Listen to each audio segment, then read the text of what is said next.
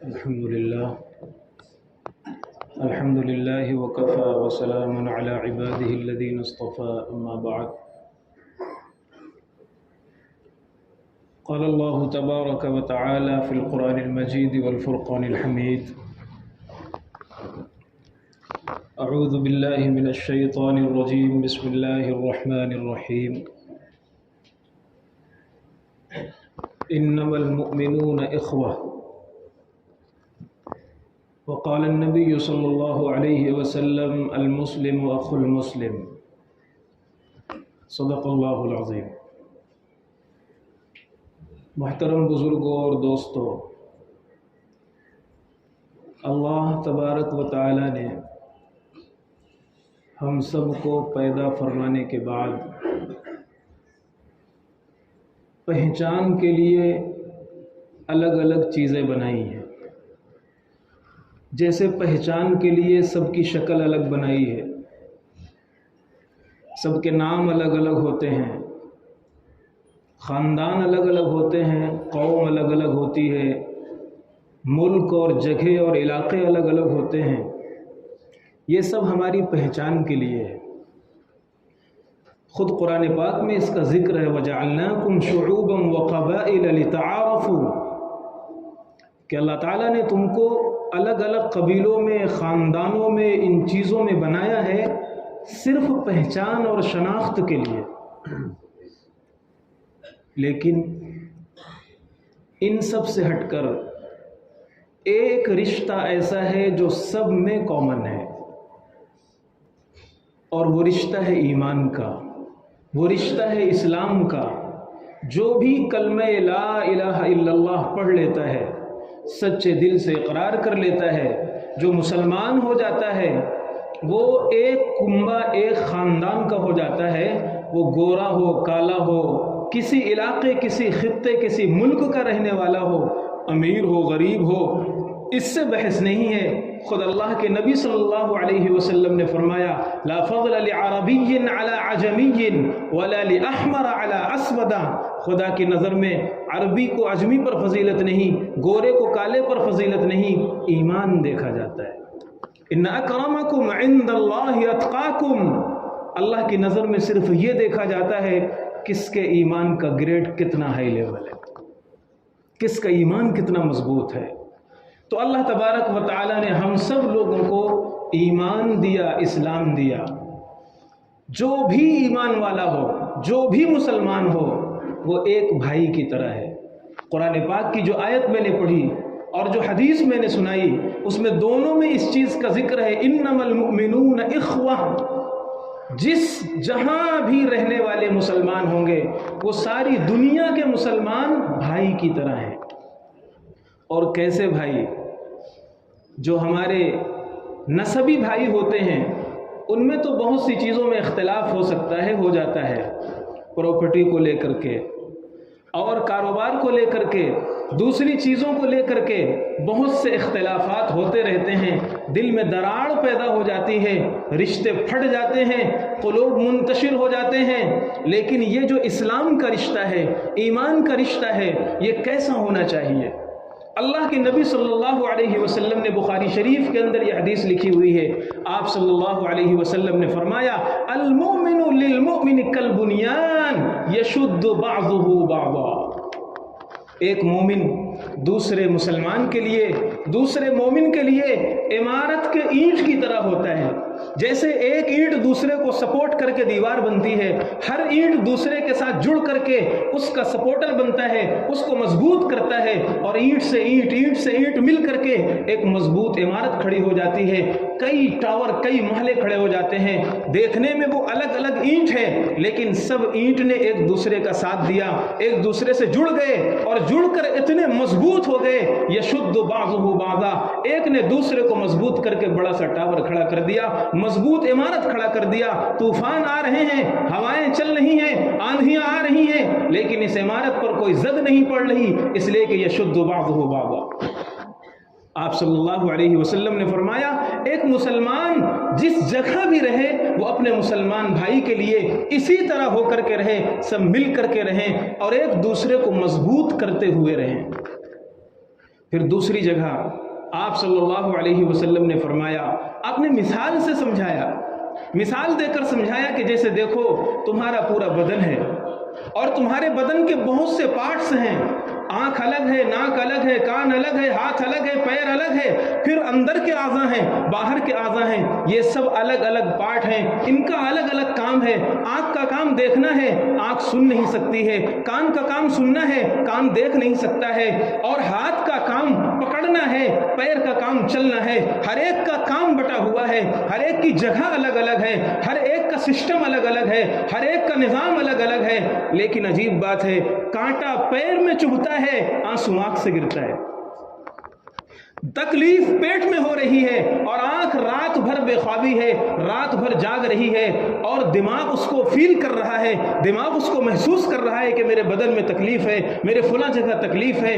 क्या मतलब? अल्लाह के पैगंबर सल्लल्लाहु अलैहि वसल्लम ने फरमाया, जैसे ये एक बॉडी है, इसके पार्ट्स अलग अलग हैं, लेकिन हर पार्ट एक बॉडी से जुड़ा हुआ है, और इस तरह जुड़ा हुआ है कि अगर जिस्म के किसी हिस्से में तकलीफ होती है, आप देखिए चोट पैर में लगी है, मरहम हाथ लगाता है, चोट पैर में लगी है और मरहम लगाने का काम हाथ करता है, चोट पैर में लगी है दवा खाने का काम मुंह करता है, तो चोट पैर में लगी है आंख से आंसू बहते हैं, बेख्वाबी आंख दिखाती है, और सारा निजाम हमारा ऐसा हो जाता है, सारे पार्ट्स ऐसे हो जाते हैं जो उस पैर का सपोर्ट बन जाते हैं और उसके हाँ में हाँ मिलाते हैं। गोया के अल्लाह के नबी सल्लल्लाहु अलैहि वसल्लम ने फरमाया, ऐ मुसलमानों, तुम इसी तरह एक बॉडी की तरह हो। दुनिया में किसी भी जगह रहने वाला मुसलमान, ये पार्ट्स ऑफ बॉडी हैं, एक जिस्म के आज़ा हैं। अगर एक जिस्म को तकलीफ होती है तो उसकी तकलीफ का एहसास दुनिया में रहने वाले हर मुसलमान को होना चाहिए।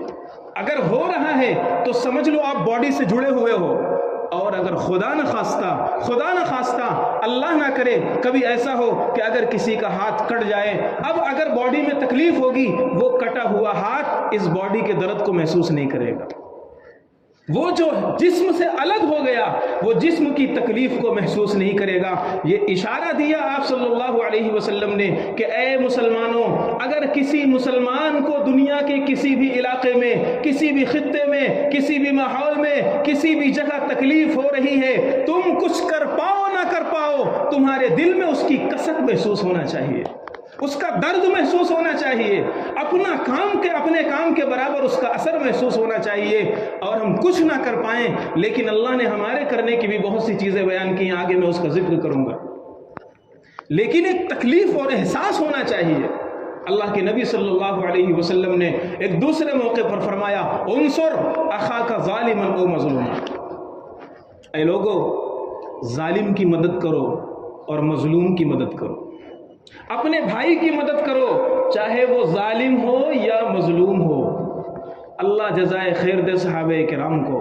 वो सवाल करके शरीयत को बहुत आसान कर दिया। उन्होंने सवाल फौरन किया, या रसूल अल्लाह, मजलूम की मदद करने का मतलब तो हमें समझ में आ रहा है, कोई मजलूम है, सताया जा रहा है, हम उसके हेल्प कर सकते हैं, उसकी मदद कर सकते हैं, उसे जिस चीज़ की ज़रूरत हो वो पेश कर सकते हैं। या रसूल अल्लाह, जालिम की कैसे मदद करें? आपने फरमाया, उसका हाथ पकड़ लो, यही जालिम की मदद है। उसको जुल्म से तमनअहु औ तहजिजुहु, आपने फरमाया उसको जुल्म से रोक दो, यही उस जालिम की मदद है। और उसका हाथ पकड़ लो, यही उस जालिम की मदद है। एक मुआशरा ऐसा होना चाहिए, सिखाया आप सल्लल्लाहु अलैहि वसल्लम ने। बल्कि एक बात अर्ज करता हूँ, रिवायात में मौजूद है, हिल्फुल फुजूल के नाम से। अल्लाह के नबी सल्लल्लाहु अलैहि वसल्लम को अभी नबूवत नहीं मिली है, 40 साल में आपको नबूवत अता फरमाई गई। उससे पहले जो आपकी ज़िंदगी गुजरी है वो भी किस तरह गुजरी है, एक अजीब व गरीब बाब है, और हर मुसलमान को उसे भी जानना चाहिए, उसे भी मालूम करना चाहिए कि मेरे नबी के वो दिन कैसे थे जिस दिन में कुफ्फार मक्का अल्लाह के नबी के बारे में कहा करते थे, अगर अमानतें कहीं रखवाना हो तो मोहम्मद बिन अब्दुल्लाह के पास रखवाना, अगर दुनिया में कोई सबसे सच्चा इंसान है तो मोहम्मद बिन अब्दुल्लाह है।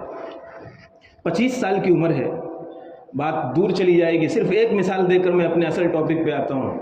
25 साल की उम्र है। 25 साल की उम्र होती क्या है? नौजवान देखो, नुक्कड़ों पे बैठे हुए हैं, बाइक में घूम रहे हैं, होटलों पे बहस कर रहे हैं और खेल रहे हैं। 25 साल की उम्र लहव व लईब की उम्र होती है, لیکن 25 سال کی عمر میں جناب محمد الرسول اللہ صلی اللہ علیہ وسلم کا جب نکاح ہو رہا ہے حضرت خدیجہ رضی اللہ تعالی عنہا سے، اس موقع پر ابو طالب نے خطبہ پڑھایا تھا نکاح کا۔ سیرت ابن ہشام ایک کتاب ہے، اس کے اندر وہ خطبہ لکھا ہوا ہے، خطبے کے الفاظ ریکارڈ کیے گئے ہیں، وہ خطبہ موجود ہے۔ ابو طالب نے خطبہ دیتے ہوئے اپنے بھتیجے کے بارے میں، 25 سال کے اس نوجوان کے بارے میں جو باتیں کہی تھیں وہ عجیب و غریب ہے۔ وہ خطبے میں کہتے ہیں، میرا یہ بھتیجا، میں جانتا ہوں اس کے پاس مال کم ہے، یہ مال دولت والا نہیں ہے، فَإِنَّ الْمَالَ ظِلٌّ زَائِلٌ، لیکن مال کے بارے میں اگر یہ میرا بھتیجا کمزور ہے، مجھے اس کی پرواہ نہیں ہے۔ مال تو ایک ڈھلتا ہوا سایہ ہے، جیسے دھوپ کا سایہ کسی ایک جگہ نہیں رہتا، آج یہاں ہے تھوڑی دیر کے بعد وہاں ہے، ایسے مال کسی کے پاس ہمیشہ نہیں رہتا ہے، آج آیا کل گیا۔ بہت سے ایسے ہوتے ہیں اگر مال کی ناقدری کرتے ہیں تو بہت جلد مال چھن جاتا ہے۔ انہوں نے کہا، مال کے بارے میں میں کچھ نہیں کہوں گا، میرا بھتیجا مال میں تو کمزور ہے، لیکن مجھے پیدا کرنے والے کی قسم، اگر ایک پڑھنے میں میں اپنے بھتیجے کو رکھ دوں اور دوسرے ترازو کے پڑھنے میں پورے جزیرت العرب کے شریف سے شریف انسان کو لا کر کے رکھ دوں، مجھے پیدا کرنے والے کی قسم میرے بھتیجے کا پلہ بھاری ہو جائے گا۔ یہ 25 سال کی عمر میں ابو طالب کے الفاظ ہیں جو نبی کے بارے میں فرمایا۔ خیر، میں عرض کر رہا ہوں کہ اللہ کے نبی صلی اللہ علیہ وسلم کو ابھی نبوت نہیں ملی۔ ایک عاص بن وائل کر کے ایک مکہ کا بڑا چودھری قسم کا انسان تھا، کافر، اور کفر پر ہی اس کا انتقال ہوا، اور بڑا سرغنہ اور بہت روب و دبدبہ والا، ہماری یہاں کی زبان میں بھائی گیری کرتا تھا، بھائی تھا بمبئی کی زبان میں۔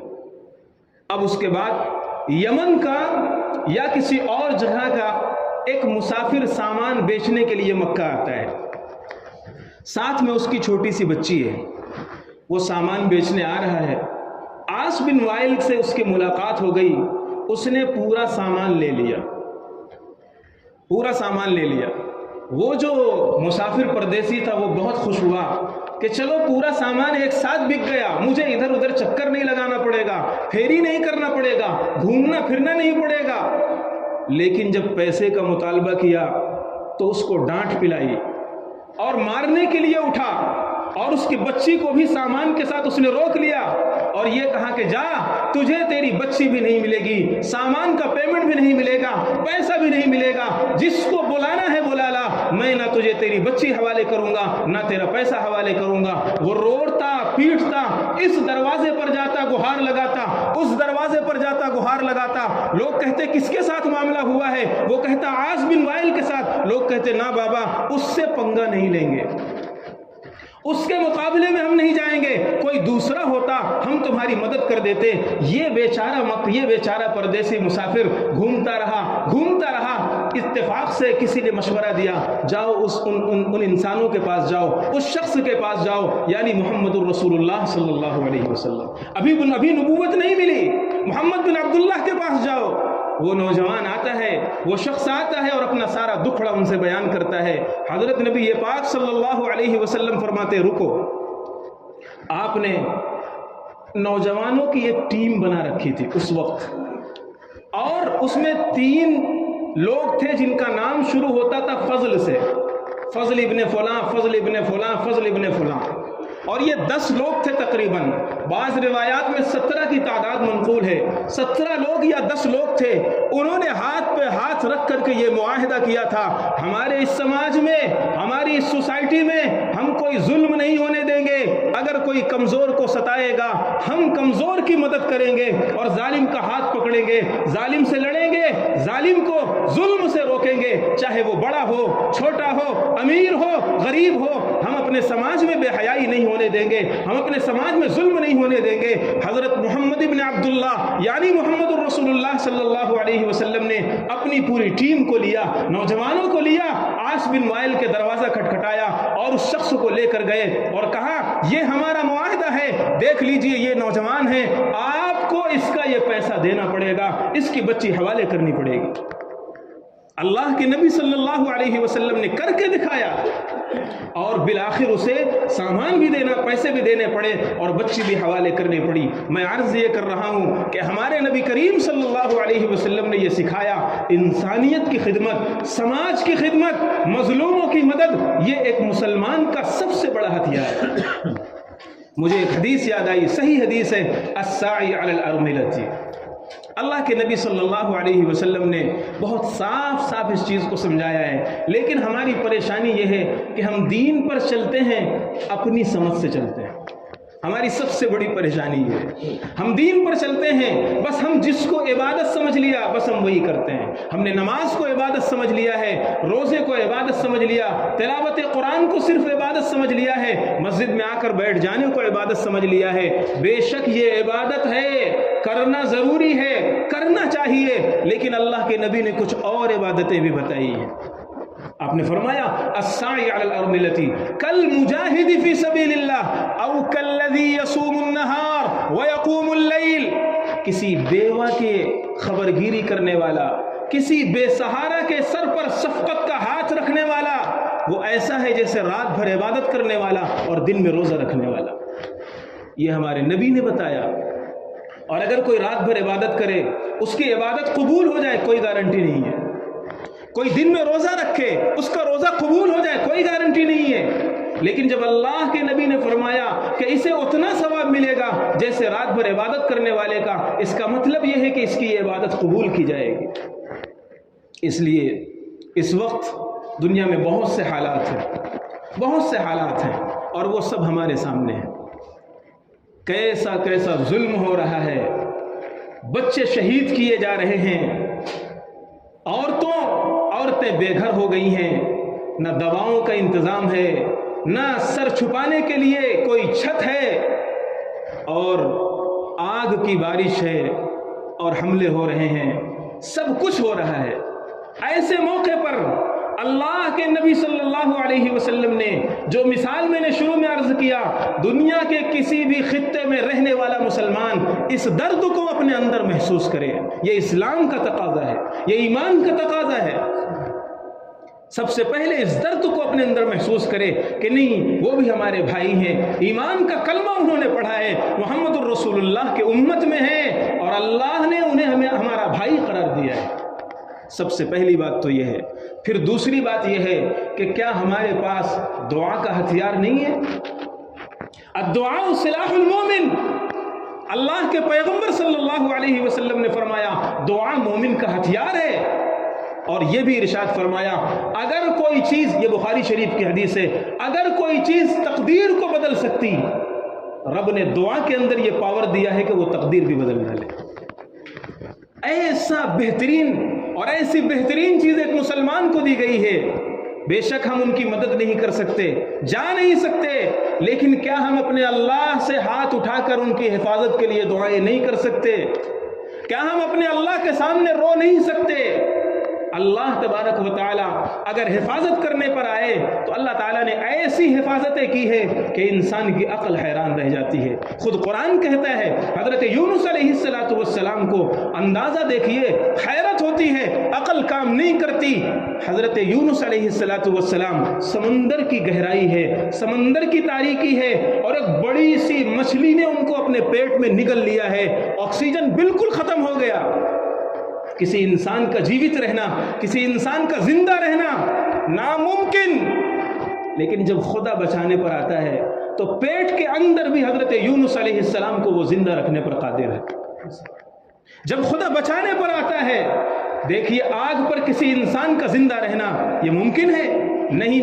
लेकिन जब अल्लाह दिखाने पर आता है तो आतिश नमरूद है, किताबों में लिखा हुआ, हजरत मुफ्ती शफी साहब रहमतुल्लाह अलैह ने लिखा है, इतनी डेंजर किस्म की आग थी, इतनी भयानक किस्म की आग थी कि अगर उसके ऊपर से कोई परिंदा जाता था भून कर नीचे आ जाता था। ऐसी खतरनाक शोले और लपट थी कि ऊपर से गुजरने वाला परिंदा भी नहीं गुजर सकता था। उस आग में अगर अल्लाह बचाने पर आए, हजरत इब्राहीम अलैहिस्सलातु वस्सलाम के लिए उसी आग को गुले गुलजार करके जिंदा रखने पर वो कादिर है। हम सोचते हैं क्या होगा, सुपर पावर है, दुनिया है, हम सोचते हैं कम मिन फियतिन कलीलतिन खलबत फियतन कसीरतन बिइज़्निल्लाह। कुरान ऐलान करता है। हम ये सोचते हैं अल्लाह का निज़ाम है। हज़रत मूसा अलैहिस्सलातु वस्सलाम, अजीब व गरीब बात है, फ़िरऔन ने, नजूमियों ने बतला दिया था तुम्हारे इस मुल्क में कोई तुम्हारा दुश्मन पैदा होने वाला है जो तुम्हारे मुल्क को ख़त्म कर देगा, तुम्हारी ताकत को मिटा देगा, तुम्हारी फ़ौज को ख़त्म कर देगा, तुम्हारा इक़्तिदार ख़त्म कर देगा। फ़िरऔन को अपने इक़्तिदार की लालच और हिर्स ने इस बात पर आमादा किया। उसने पहला काम ये किया, शादी नहीं होगी, ना रहे बांस ना बजे बांसुरी। पहला बैंड उसने लगाया, कोई शादी नहीं कर सकता है। अच्छा, जिसकी पहले से शादी हो गई है उसने अलग अलग कर दिया, मर्द के सोने की जगह अलग, औरतों के सोने की जगह अलग। अगर कोई अपनी बीवी से मुलाकात करते हुए पकड़ा गया, फांसी, कानून बनाया। 2 कानून हो गए। तीसरा, अगर बाई चांस किसी ने ऐसी गलती कर ली और कोई बच्चा पैदा हो गया, उस बच्चे को कत्ल कर दिया जाएगा। ये तीसरा कानून, ये 3 कानून उसने बनाए। किस चीज के लिए? अपनी सल्तनत बचाने के लिए, अपना इख्तिदार बचाने के लिए। लेकिन खुदा को कुछ और मंजूर था। फिरौन क्या कर सकता था? अल्लाह ताला ने हजरत मूसा अलैहिस्सलातु वस्सलाम को पैदा किया।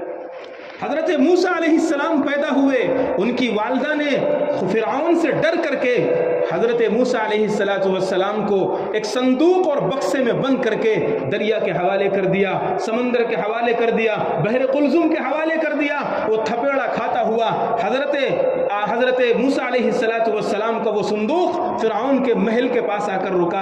अल्लाह तबारक व तआला को देखिए, निज़ाम क्या था अल्लाह ताला का। दुश्मन के घर में मूसा अलैहिस्सलाम को पहुंचाया।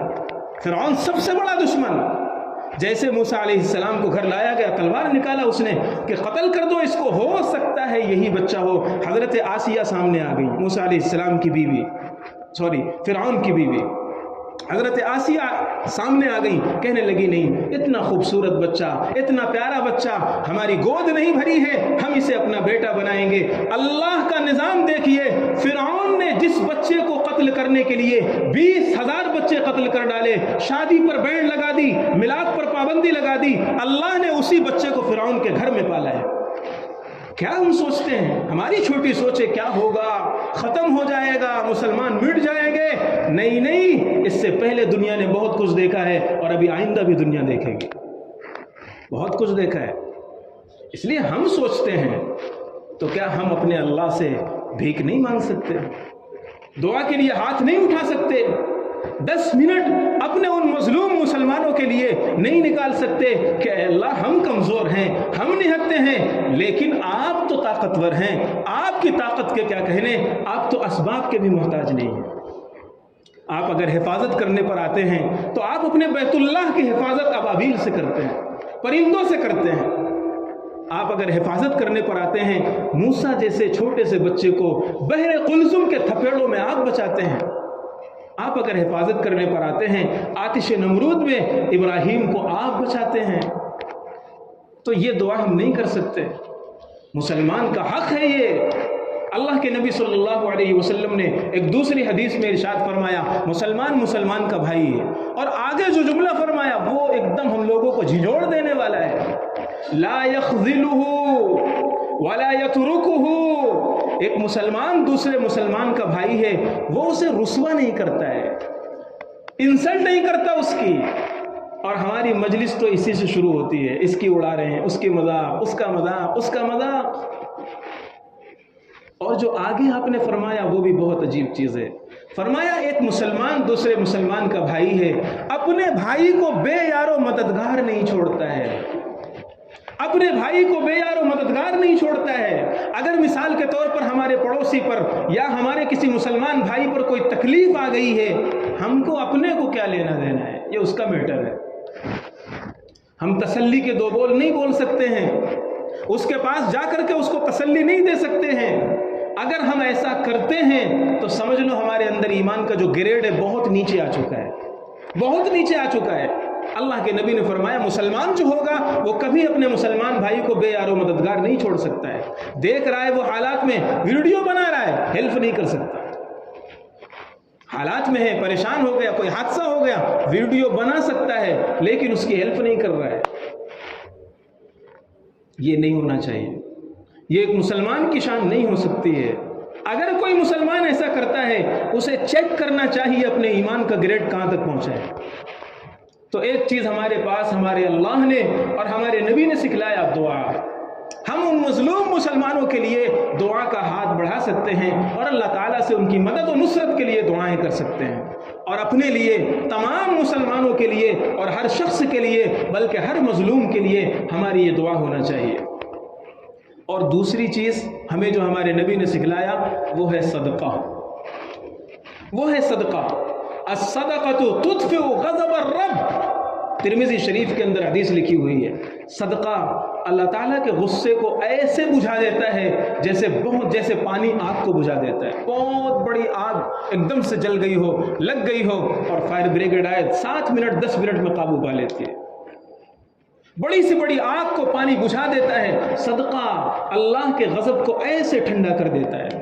ایک دوسری حدیث میں فرمایا، آپ صلی اللہ علیہ وسلم نے فرمایا، صدقہ یہ ہائی گریڈ اور بہت مضبوط قسم کی ایک باندھ ہوتی ہے، ایک دیوار ہوتی ہے، اوپر سے بلائیں آتی ہیں اور صدقے کو دیکھ کر کے لوٹ جاتی ہیں۔ صدقہ بلاؤں کو ایسے ٹال دیتا ہے۔ تو ہم اپنے لیے اپنی حفاظت، اچھا ہوتا کیا ہے، بس ایک بات بتا کر بات ختم کرتا ہوں۔ ہوتا یہ ہے کہ جب ہمارے اوپر کوئی مصیبت آتی ہے، مثلا کوئی بیمار ہو گیا، کوئی پریشان ہو گیا، ایک دم بہت زیادہ بیمار ہو گیا، اب ہم صدقہ نکالتے ہیں، اب ہم صدقہ نکالتے ہیں۔ اللہ کے نبی صلی اللہ علیہ وسلم نے ایک موقع پر ارشاد فرمایا، اپنی صبح کا آغاز صدقہ نکال کر کیا کرو، اپنی صبح اسٹارٹ کیا کرو، صبح ہو تمہاری، تم صدقے سے اپنی شروعات کیا کرو۔ میں یہ نہیں کہتا 1000 2000 صدقہ نکالو، 1 روپے صدقہ نکالو۔ کس نے کہا ہے 1000 2000 نکالنے کے لیے؟ 1 روپے روزانہ صدقہ نکالو۔ اے اللہ، یہ 1 روپے میں نکال رہا ہوں، میری حفاظت، میری نسلوں کی حفاظت، میرے بچوں کی حفاظت، میرے پڑوس کی، اعلیٰ اولاد کی، رشتہ داروں کی، دوست احباب کی، ساری دنیا کے مسلمانوں کی حفاظت فرمائیے۔ 1 روپے صدقہ نکال لیا۔ یہ دنیا میں آنے والی جو مصیبتیں ہوتی ہیں، بہت سی مرتبہ ایسا ہوتا ہے کہ حادثات سے آدمی بچ جاتا ہے، سوچتا ہے میں بچ گیا۔ نہیں، کسی کی دعا تھی جس نے تجھے بچا لیا ہے، کسی کا صدقہ تھا جس نے تجھے بچا لیا ہے۔ نیکیوں کا اثر 7 پشتوں تک جاتا ہے، روایت موجود ہے، تفصیل نہیں ہے ورنہ میں قرآن کی آیت نقل کر کے آپ کو سناتا ہوں۔ نیکیوں کا اثر، آج ہم خوشحال نظر آ رہے ہیں، ہم سوچتے ہیں ہمارا ٹیلنٹ ہے، ہماری محنت ہے۔ نہیں، ہو سکتا ہے تمہارے آبا و اجداد، ماں باپ اور ان کی پشتیں کہ کوئی نیک رہا ہو، انہوں نے دعا کی ہو، اس کے اچھے اثرات ہمیں مل رہے ہیں۔ ہم دعا کریں گے، ہم صدقہ کریں گے، ہمارے یہ اثرات اس دنیا میں رہنے والے ہر مسلمان اور ہر انسان تک پہنچتے ہیں۔ آخر کوئی تو بات ہوگی کہ جو طالب علم حاصل کرنے کے لیے نکلتا ہے، سمندر کی مچھلیاں بھی اس کے لیے دعا کرتی ہیں۔ کیوں؟ اس لیے کہ جب یہ علم حاصل کرتا ہے تو اس کے علم کی برکت ان مچھلیوں کو بھی پہنچتی ہے، ہر مخلوق کو پہنچتی ہے۔ اسی طرح اگر ہم صدقہ نکالتے ہیں، 1 روپے 4 آنا 8 آنا نکال لیا، نہیں چلتا ہے، نیت کیجئے کہ 4 آنا اس کے لیے، 4 آنا اس کے لیے، 4 آنا اس کے لیے، 4 آنا اس کے لیے، 1 روپے ہو گئے۔ اتنی معمولی رقم ہم صدقہ نکالیں اور روزانہ اس کا اہتمام کریں، ہم اپنی زندگیوں میں محسوس کریں گے کہ اس صدقے اور دعا کی برکتیں ظاہر ہو رہی ہیں۔ تو اس وقت جو حالات ہیں ہر جگہ ہیں اور ہر شخص کے ساتھ ہیں، اور اپنی نسلوں کی حفاظت کے لیے بھی صدقہ نکالیے۔ کہاں چھپا کر رکھیں اپنے بچوں کو؟ گھر میں بند نہیں کر سکتے، باہر کا ماحول ایسا خراب ہے چھوڑ نہیں سکتے، کہاں بچا کر رکھیں، کہاں چھپا کر رکھیں؟ اے اللہ آپ بچانے پر آئیں، کوئی میرے بچوں کو نہیں بگاڑ سکتا ہے، میرے بچوں کو کوئی آوارہ نہیں کر سکتا اگر آپ بچانے پر آئیں۔ یہ 1 روپے میں اپنے نوجوان نسل کو بچانے کے لیے صدقہ نکال رہا ہوں۔ کیا کبھی ہم نے؟ پھر آ کر روتے، مفتی صاحب کوئی تعویذ دے دیجئے، میرا بچہ بگڑ گیا ہے۔ یہ کمی باپ کی بھی ہے۔ کبھی ہاتھ اٹھے، اے اللہ باہر کا ماحول بہت آوارہ ہے، بہت خراب ہے، میری یہ نوجوان نسل ہے، ابھی اڑنا اس نے سیکھا ہے، ابھی چلنا اس نے سیکھا ہے، باہر کے تھپیڑے اسے آوارہ نہ کر دیں، بیکار نہ کر دیں۔ کبھی 2 آنسو اپنے رب کے سامنے اپنے بچے کے لیے ہم نے بہائے؟ نہیں بہائے، پھر ہمیشہ روتے رہتے ہیں۔ اس لیے جو کرنے کی چیزیں ہیں وہ تو کرنا چاہیے مسلمانوں، جو ہمارے بس میں ہے وہ تو ہم کریں۔ صدقہ، دعا، 2 رکعت صلاۃ الحاجت پڑھ سکتے ہیں۔ اے اللہ یہ 2 رکعت اس لیے پڑھ رہا ہوں، ان مظلوم مسلمانوں کی مدد فرمائیے، یہ تو ہم کر سکتے ہیں۔ اللہ تبارک و تعالی کہنے سے زیادہ عمل کی توفیق عطا فرمائے اور ہر جگہ امن و امان اور سلامتی عطا فرمائے اور ہمیں ایمان پر اور اسلام پر ثابت قدمی اور استقامت عطا فرمائے۔ وآخر دعوانا الحمد للہ رب العالمین۔